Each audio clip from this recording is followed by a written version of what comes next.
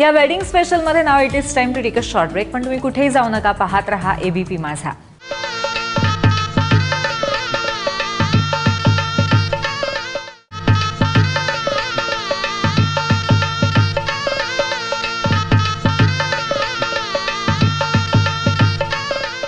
मुळात लग्न हा सोहळाच अतिशय आकर्षक आहे. लहानपणापासून आपल्या घरामध्ये वेगवेगळे सोहळे आपण पाहिलेले असतातच, पण त्याचबरोबर आपण ज्या कम्युनिटीमध्ये वाढलेले असतो त्यापेक्षा इतर कम्युनिटीजमध्ये लग्न कशा पद्धतीने पार पडतात याबद्दल सुद्धा आपल्याला खूपच आकर्षण असतं. म्हणूनच आज आम्ही तुमच्यापर्यंत घेऊन आलोय एक ख्रिश्चन वेडिंग. त्यामुळे हा वेडिंगचा सोहळा कसा पार पडतो आणि त्यामध्ये नक्की काय काय होतं, चला पाहूया.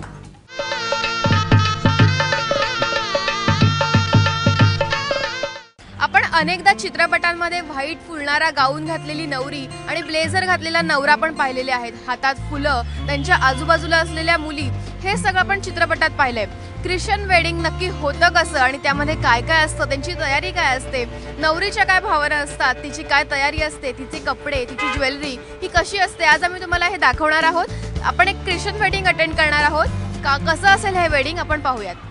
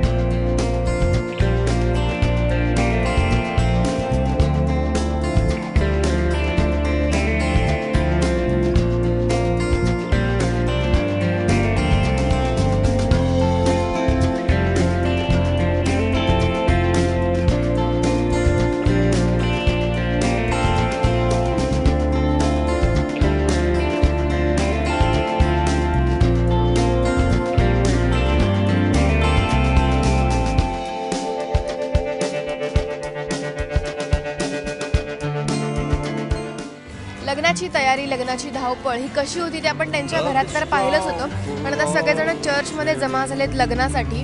ह्या ख्रिश्चन धर्मियांचं लग्न नक्की होतं कसं, त्यामध्ये काय काय असतं, मास म्हणजे नक्की काय असतं, हे आपण सगळेजण आतमध्ये चर्चमध्ये जाऊन पाहूयात.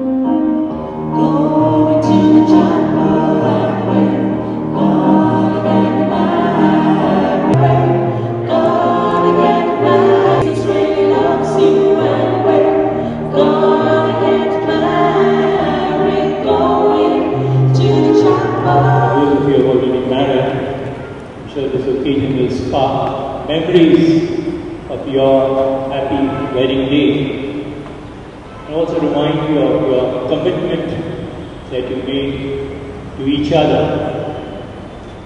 I thought if you to be my wife, I promise to be true to you. In good and times and in bad, in sickness and in health, I will love you and honor you all the days of my life.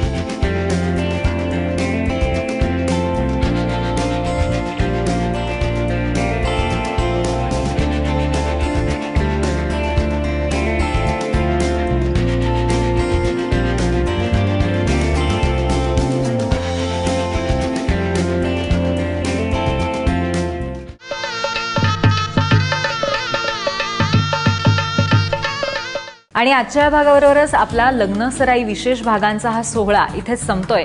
पण जर तुमचं लग्न यावर्षी किंवा येत्या सीझनमध्ये होणार असेल तर आम्ही दिलेल्या वेगवेगळ्या टिप्सचा तुम्ही नक्की उपयोग कराल आणि तुमचं लग्न आणखीन सुंदर कराल याची आम्हाला पूर्ण खात्री आहे. या विशेष भागामध्ये आपण इथेच थांबूया. तुम्ही पाहत रहा ABP माझा.